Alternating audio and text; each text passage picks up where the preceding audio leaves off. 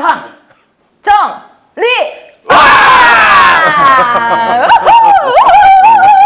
근데 이것보다 빨라야 돼. 그러니까요. 007빵을 따라야 돼. 더 빨리 해볼까요? 네. 시작! 핫! 아, 이거 뭐야. 갑자기 들어와. 야, 이거 어쨌든 이게 댓글에서 007빵 버전으로 한번 해봐달라, 네. 게임 버전으로 해봐달라 해갖고 저희는 또 이렇게 또 콘텐츠가 여러분들의 의견을 잘 수렴하는 콘텐츠이기 때문에 이렇게 또 해봤습니다. 의학 어렵습니다. 전기의사. 네, 난이도가 있습니다. 네. 그러니까요. 다음번에 또 무슨 요구가 올지 굉장히 궁금한데 한 거의 30 몇 년 만에 해보는 거야. 한번 들어가 보도록 할게요. 오늘 한장 정리의 주제가 하프타임에서 베스트 11 분데스리가 세리에 R을 했었거든요. 이번에는 두 분이 또 프리미어리가 라리가의 전문가이신 만큼 부탁을 드려보도록 하겠습니다. 이제 그럴 때 됐잖아요? 네. 지금 정도 해야 조금이라도 앞서갈 수 있어요. 그렇죠. 네. 저희는 다음 항상 주 정도 되면 못 앞서갑니다. 아 그러니까요. 저희는 항상 앞서가는 방송이기 때문에 그래야지 좀 뷰수가 나오기 때문에 여러분들 뷰수 좀 많이 올려주세요. 어쨌든 한번 시작해 보도록 하겠습니다. 포메이션하고 골키퍼. 포메이션은 4-3-3 전형이고요. 네. 키퍼부터 들어가요. 네. 키퍼는 일단은 제가 키퍼 얘기하기 전에 목감기에 좀 걸려서 목소리가 좋지 않다는 부분 진짜 양해 바라겠고요. 위원님 근데 네. 목소리가 더 좋아지신 것 같아요. 아니 지금 저음으로 되면서 차분하니 괜찮아. 차분하니 뭔가 이제 라디오 방송을 할 것 같은 그런. 아, 그래요? 잘 지금은 자요? 괜찮아 지금은. 잘 자요 이런 거 할 것 같아요. 어쨌든 들어보도록 하겠습니다. 키퍼부터. 네. 키퍼는 약간의 고민을 하긴 했습니다만 뉴캐슬의 닉 포프 키퍼 네, 선발을 했습니다. 오늘 녹화 기준으로 35경기 전 경기 선발했고 팀이 일단은 실점이 좀 적어야 되는 그런 어떤 수비력을 바탕에 두고 맨체스터 시티와 뉴캐슬이 이제 리그에서는 가장 적은 실점인데 그렇죠. 물론 수비진의 역할도 있었지만 닉 포프 키퍼가 엄청나게 많은 선방을 했다. 특히 뉴캐슬 같은 구조는 다른 강팀들에 비해서 점유율을 그렇게 많이 갖고 주도하면서 운영하는 형태는 아니에요. 네. 네, 공격을 좀 많이 받는 입장이거든요. 그 상황에서 역시 슈팅도 많이 좀 허용하는 편이고 그런 상황에서도 뉴캐슬은 이 닉 포프 키퍼가 최후의 보루로서 아주 안정된 밸런스에서의 선방들을 많이 해줬다. 네, 그래서 전체적으로 보면은 뭐 맨체스터 시티 에데르손 키퍼도 있고 몇몇 키퍼를 두고 좀 고민을 했지만 닉 포프 키퍼로 선정을 했습니다. 동의합니다. 진짜 뉴캐슬에서 골키퍼가 없었다면 최저 실점을 계속 유지하기가 쉽지는 않았을 수도 있어요. 알겠습니다. 어우 그러면- 저, 정말 많이 보시네요. 그럼요. 프리미어리그는 그래도 열심히 공부 중입니다. 계속해서 공부하고 있는 아나운서 정순주입니다. 또 신랑님도 뭐 프리미어리그 그렇죠. 많이 보시니까. 맨유 요즘에 네. 지금 좀 똥줄 타고 있어요.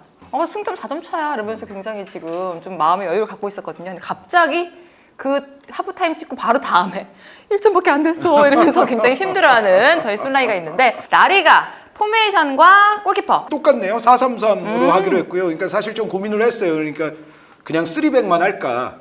그래서 뭐 미드필드라든가 공격에 한 명쯤 더 넣어볼까 하다가 그냥 굉장히 고심 끝에 4-3-3으로 했고요. 그리고 골키퍼는 뭐 우승팀 이제 바르셀로나가 우승이 결정이 됐습니다. 마크 안드레 테어슈테겐 골키퍼인데 뭐 바르셀로나가 이제 리그에서는 좀 편안하게 우승을 한 편이죠. 그런데 다만 이제 유럽 무대 성적이 워낙에 정말 꼬라박았기 때문에 네. 그래서 사실 뭐 유럽 무대까지 토탈하면은 뭐 쿠르투아 선수가 여전히 또 우뚝 서 있긴 합니다만 그럼에도 어쨌든 뭐 리그 차원에서 테오 슈테겐 골키퍼의 공헌은 엄청나게 컸다는 생각이고요. 그리고 아시다시피 바르셀로나가 그 미드필드라든가 공격 쪽에 시즌 내내 막 부상자들이 막 왔다 갔다 했어요. 계속 이제 사실 어떻게 보면 유럽 무대에서 부진했던 것도 주요 선수들 부상과 약간 맞물리는 스케줄이 걸리면서 그런 게 조금 큰 면도 없지 않아 있었는데 테어 슈테겐 선수만큼은 어찌됐건 계속 리그에서 잘 받쳐줬기 때문에 바르셀로나의 우승이 있지 않았나라는 생각입니다. 네. 알겠습니다. 자, 프리미어리그로 넘어가서 네. 이제 수비수 4명입니다. 수비수 4백인데 왼쪽 수비부터 하면 사실 왼쪽 수비가 고민이 좀 제일 많은 포지션이었어요. 네. 누구를 고민했냐? 일단 아스날의 진첸코, 네. 그리고 맨체스터 시티의 아케, 오. 그리고 뉴캐슬의 댄번.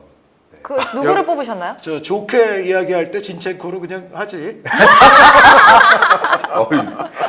지금 장난. 여기 저를 사이로 레이저가 그냥 피웅. 야, 나 오늘 지금 007방 제대로 아니 맞네요. 그런데 영화 보는 줄 알았어, 영화. 그러니까. 덴버 나케 진첸코 그 중에서는 저 같으면 그냥 진첸코 뽑겠어요. 근데 사실 올 시즌 진첸코가 진짜 많은 근데 초반부터. 아케도 진짜 잘했거든요. 네. 네. 그래서 결과는 아케도 올 시즌에 엄청나게 성장했고 저는 아케도 되게 잘했다고 봐요. 근데 기본적으로 맨체스터 시티의 수비수들은 출전 수가 조금 적어요. 많이 여러 명을 두고 계속 로테이션을 돌렸기 때문에 맨체스터 시티는 선발 출장을 기준으로 보면 24경기를 넘긴 수비수가 한 명도 없어요. 네. 네. 그래서 아케도 선발로 21경기, 교체 4번이거든요. 근데 출전 수는 진첸코 선수가 조금 더 많죠. 26경기 선발에 1경기 교체인데 전체적으로 근데 의미는 진첸코가 조금 더 있지 않느냐. 그것은 역시 아르테타 감독의 어떤 전술적 인버티드 역할이라고 해야겠죠. 네. 빌드업시에 그 부분을 제일 잘 수행한 선수 중에 한 명이고 그것도 중심축이었기 때문에 그 전술에 있어서 그만큼 이제 아르테타 축구의 올 시즌 성공에 있어서 전술적, 시작적 그 역할을 진체코가 잘했다. 네. 그런 의미를 둔다면 만족하시는 얼굴이 진체코 이제 나오고 있어요. 선수에게 자, 점수를 주겠습니다. 첼지연 축자랄. 이거 한마디로 네. 숫자를 들었어요. 진첸코. 진첸코. 그 그리고요. 진첸코로 갈게요. 네. 그리고 센터백 2명인데 센터백도 좀 고민이 좀 많았어요. 근데 일단 한 명. 네. 왼발잡이 센터백 한 명. 가브리엘 마갈량이스. 네. 이 반응이 별로 없으시네요.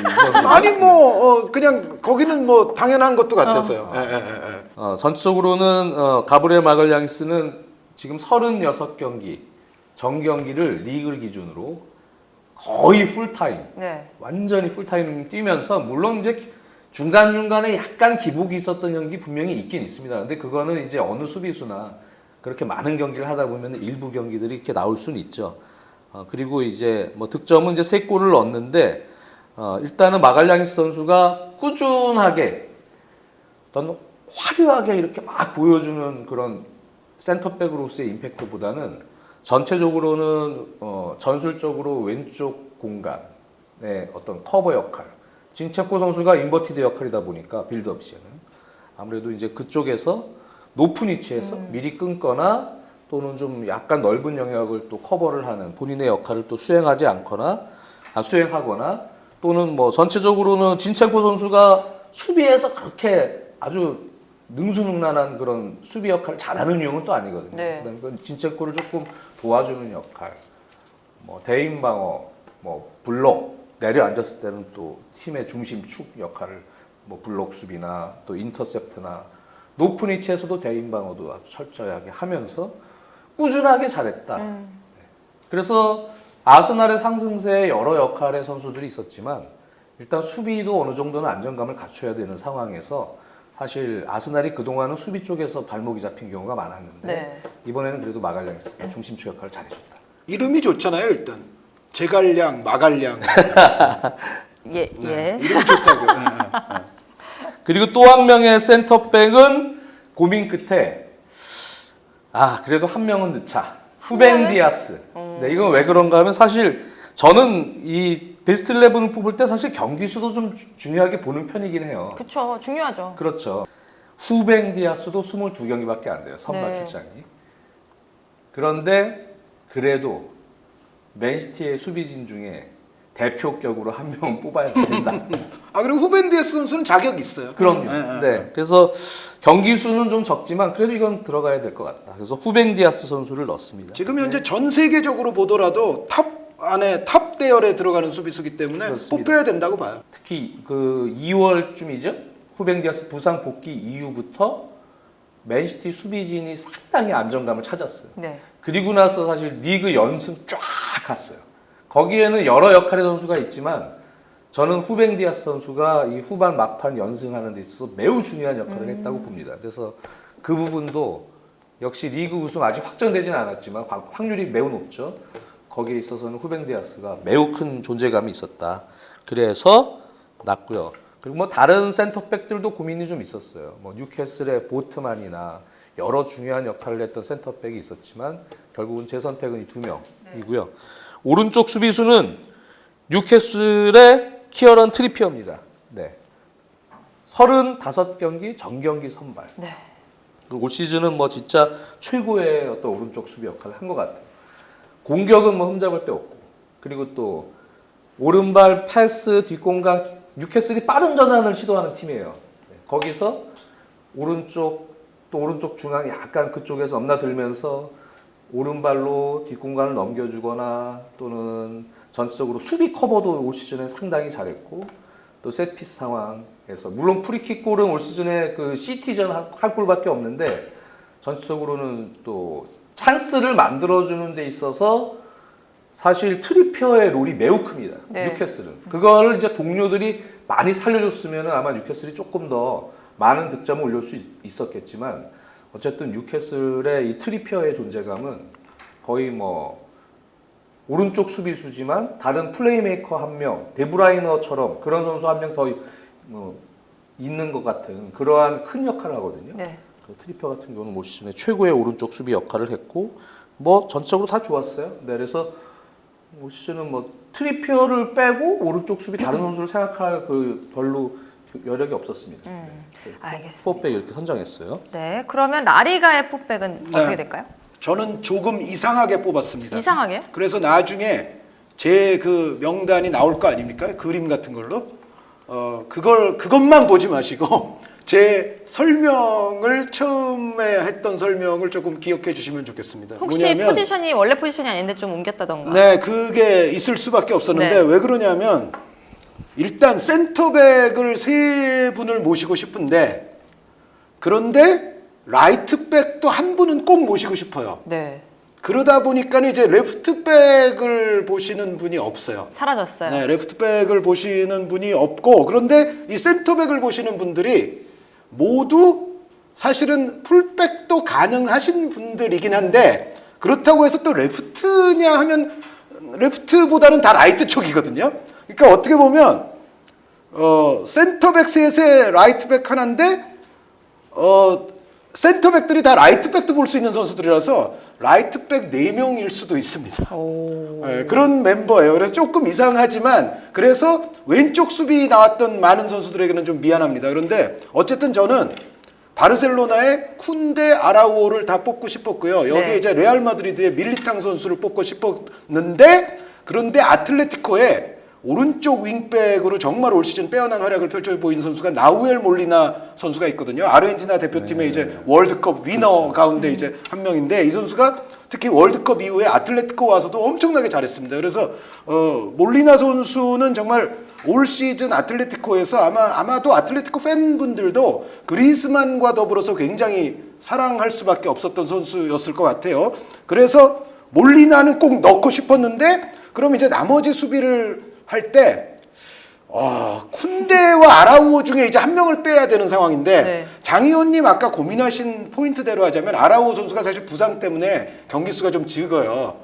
그래서 뺄까? 아라우오 날릴까? 그리고 레프트백 하나 가져올까? 그런 생각을 하다가 장 의원님과 역시 조금 비슷한 이유로 그 경기 수가 조금 적은 단점은 있지만 그래도 아라우오 선수가 나왔을 때 존재감과 퀄리티는 높았다. 그래서 아라우오 선수도 빼기도 좀 그렇고 그리고 아라우오 선수보다 좀 더 꾸준하게 기여했던 그렇다고 쿤데 선수를 뺄 수도 없고 쿤데 선수는 센터백 뭐 라이트백 가리지 않고 올 시즌 아주 꾸준하게 해줬기 때문에 레알 마드리드의 밀리탕 선수는 요즘 조금 이제 약간 지금 체력이 좀 붙이는 시기이긴 한데 그래도 전체적으로 보면 또 라리가 최고 수비수라고 해도 과언이 아니기 때문에 결국은 그냥 이렇게 해서 4명을 뽑았습니다. 그래서 못 잃어.